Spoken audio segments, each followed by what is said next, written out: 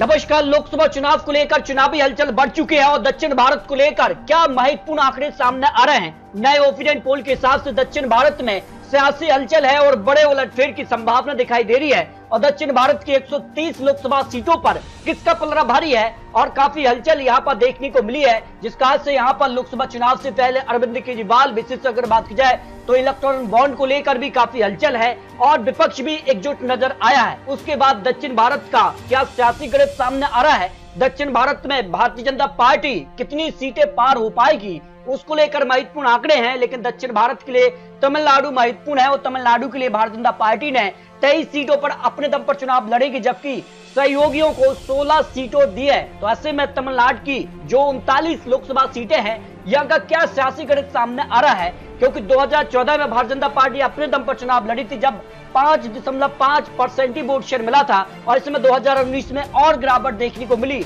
3.66%। इस कारण से भारतीय जनता पार्टी ने यहाँ पर 6 सहयोगी पार्टी से गठबंधन किया, 16 सीटें सहयोगी पार्टी को दी हैं। और 2019 के भी अगर रिजल्ट की बात की जाए तमिलनाडु की 39 सीटों में से यहाँ पर डीएमके को सबसे ज्यादा 24 सीटों पर जीत मिली थी। उसके बाद दूसरे नंबर पर कांग्रेस पार्टी रही थी जिसने यहाँ पर 8 सीटों पर जीत हासिल की थी। इसके बाद कम्युनिस्ट पार्टी का भी यूपीए के साथ यहाँ पर गठबंधन था, उसको 2 सीटें मिली थी। कम्युनिस्ट पार्टी आप यहाँ पर जो है उसको भी 2 सीटें मिली और 1 सीट ही एआईडीएमके को मिली थी जो कि एनडीए के साथ गठबंधन था, लेकिन उसका गठबंधन इस वक्त टूट चुका है भारतीय जनता पार्टी के साथ।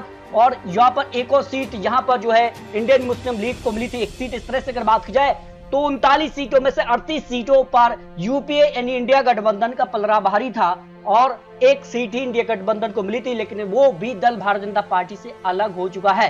तो ऐसे में तमिलनाडु के लिए काफी महत्वपूर्ण आंकड़े बन सकते हैं और जो ओपिनियन पोल तमिलनाडु की 39 सीटों पर सबसे लेटेस्ट सर्वे के आंकड़े हैं उसमें इंडिया गठबंधन को 34 से 37 सीटों का अनुमान दिखाई दे रहा है, जबकि एआईडीएमके को केवल 1 से 3 सीटों का अनुमान है। एनडीए को 0 से 1 सीट और अन्य के पक्ष में 0 से 1 सीट की संभावना हो सकती है। यानी तमिलनाडु को लेकर जो 39 सीटों का नया लेटेस्ट सर्वे है उस हिसाब से इंडिया गठबंधन का पलड़ा भारी यहाँ पर दिखाई दे रहा है।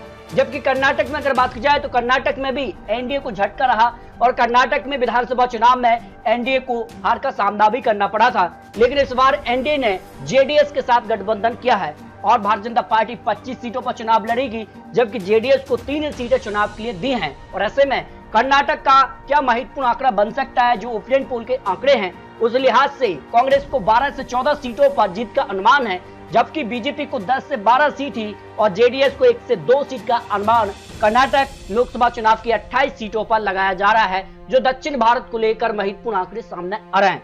जबकि आंध्र प्रदेश की अगर बात की जाए तो आंध्र प्रदेश में भी भारतीय जनता पार्टी ने इस बार गठबंधन किया है। यहाँ पर बीजेपी मात्र 6 सीटों पर चुनाव लड़ेगी जबकि टीडीपी के साथ उनका गठबंधन है 17 सीटों पर टीडीपी और जनसेना पार्टी 2 सीटों पर चुनाव लड़ेगी।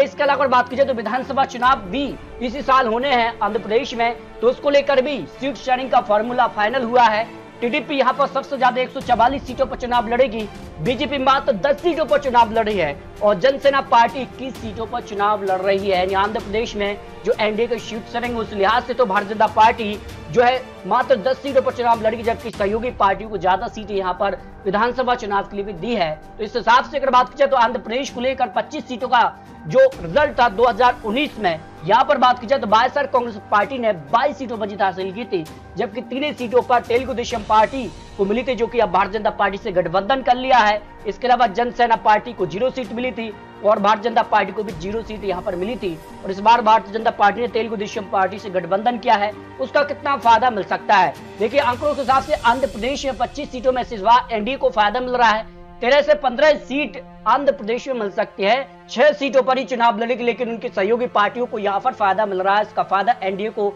आंध्र प्रदेश में मिलता नजर आ रहा है, जबकि बायसर कांग्रेस पार्टी को 2019 के मुकाबले नुकसान दिखाई दे रहा है।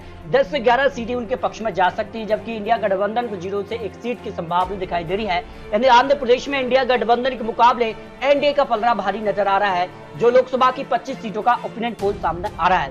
जबकि केरल की अगर बात की जाए तो केरल में भी बीजेपी की स्थिति क्या रही है। 2021 विधानसभा चुनाव में मात्र 11.30% ही वोट शेयर उनको मिला था और सीट उनके पक्ष में रही थी 0। जबकि लोकसभा चुनाव की अगर बात की जाए तो यहाँ पर भी भारतीय जनता पार्टी को 0 सीट मिली थी 2019 के दौरान। तो ओपिनियन पोल के आंकड़ों के हिसाब से 20 लोकसभा सीटें आती हैं और कांग्रेस के लिए राहुल गांधी भी वायनाड से चुनाव लड़ रहे हैं। इस कारण से कांग्रेस को फायदा मिल सकता है। इंडिया गठबंधन को 18 से 20 सीट यानी सभी सीट तक भी केरल में जहां पर कांग्रेस पार्टी पहुंच सकती है, जबकि इंडिया गठबंधन 0 से 1 सीट पर बढ़ी नजर आ रही है। जो ओपिनियन पोल के आंकड़े केरल की 20 लोकसभा सीटों पर सामने आ रहे हैं। जबकि तेलंगाना की बात की जाए तो तेलंगाना से 17 लोकसभा सीटें आती हैं और तेलंगाना को लेकर 2019 में तेलंगाना राष्ट्रीय समिति जो कि अब BRS हो चुकी है और हाल ही में विधानसभा चुनाव में कांग्रेस ने बड़ी जीत हासिल की है तेलंगाना को लेकर। तो ऐसे में लोकसभा चुनाव में किसको ज्यादा फायदा मिल रहा है? देखिए, अगर बात की जाए तो 2019 में 9 सीटों पर BRS को जीत मिली थी, 3 सीटों पर कांग्रेस के लिए, 4 सीटों पर भारतीय जनता पार्टी और 1 सीट यहाँ पर AI यहाँ पर जो मुस्लिम लीग है उसको मिली थी। लेकिन इस बार काफी हलचल यहाँ पर दिखाई दे रही है और विधानसभा चुनाव के बाद काफी हलचल तेलंगाना में दिखी है। और लोकसभा चुनाव को लेकर जो ओपिनियन पोल है उसमें कांग्रेस पार्टी को 10 से 12 सीट का अनुमान दिखाई दे रहा है, जबकि भारतीय जनता पार्टी को यहाँ पर 2 से 4 सीट का अनुमान हो सकता है।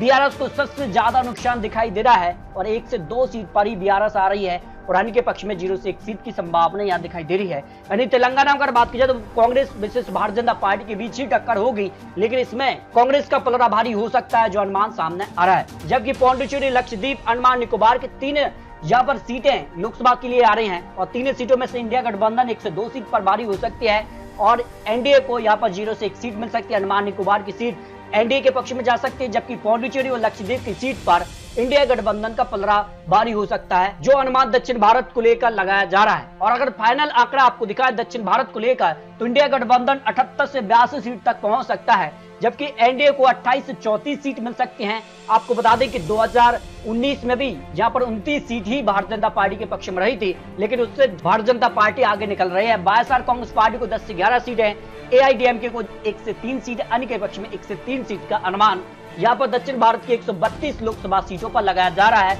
आपको बता दी यहाँ पर 5 से 10 सीट का प्लस और माइनस मार्जिन हो सकता है, जो सर्वे के आंकड़े लोक पोल के अनुमान से सामने आ रहे हैं। इस पर अगर बात की जाए दक्षिण भारत को लेकर काफी हलचल बढ़ चुकी है।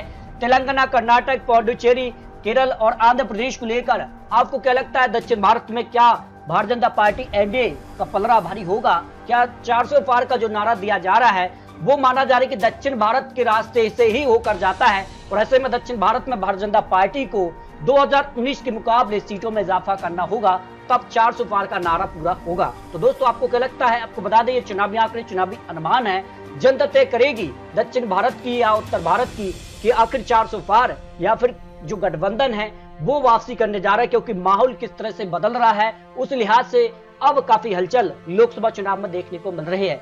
दोस्तों, आपको क्या लगता है? आप राय रख सकते हैं। मिलते हैं दोस्तों और लेटेस्ट और महत्वपूर्ण विश्लेषण के साथ, तब तक के लिए जय हिंद, जय भारत।